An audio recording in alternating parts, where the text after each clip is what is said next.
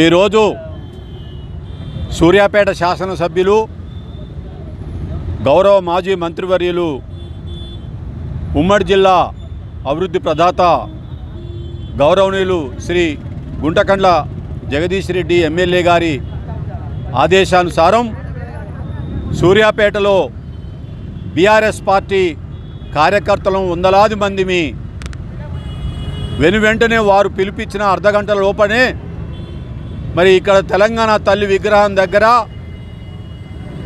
తెలంగాణ ముఖ్యమంత్రి రేవంత్ రెడ్డి చాలా పొగరుబోతుతనంతో తెలంగాణ జాతిపిత అయినటువంటి గౌరవశ్రీ కేసీఆర్ గారి పైన అనుచిత వ్యాఖ్యలు చేసిన దాన్ని మేమందరం కూడా యావత్ తెలంగాణ ప్రజానికం తీవ్రంగా ఖండిస్తున్నది. కేసీఆర్ లేకపోతే ఈ కోట్ల టన్నుల ధాన్యం ఎలా వచ్చింది, ఎలా పంటలు పండినాయి?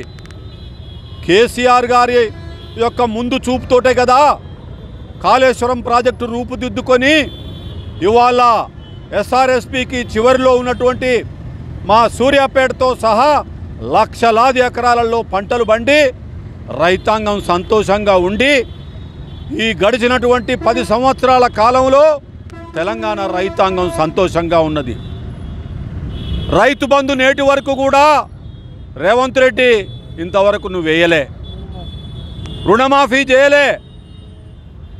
మీరు ఇస్తున్నటువంటి 6 వాగ్దానాలే కాదు 420 మీరు చేసినటువంటి మాటలు, చెప్పిన మాటలు వేటిని కూడా అమలు చేయకుండా కేవలం ఒకే ఒక్క అది ఆర్టీసీ మీద నెట్టేసేటువంటి మహిళలకు ఉచిత బస్సు సౌకర్యం అని చెప్పి ఇంకా ఏదో నువ్వు దొంగ నాటకాలు ఆడుతున్నావు.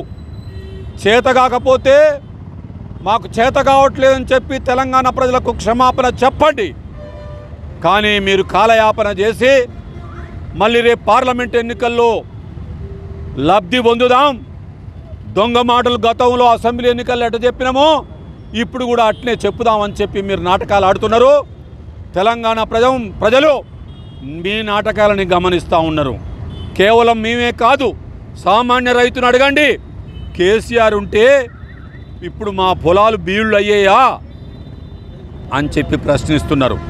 అందుకనే తెలంగాణ జాతిపిత కేసీఆర్ లేకుంటే నీకెక్కడిది తెలంగాణ, ఎక్కడిది? ఈ తెలంగాణకు నువ్వు ముఖ్యమంత్రి ఎట్లా అయ్యేటోనివి?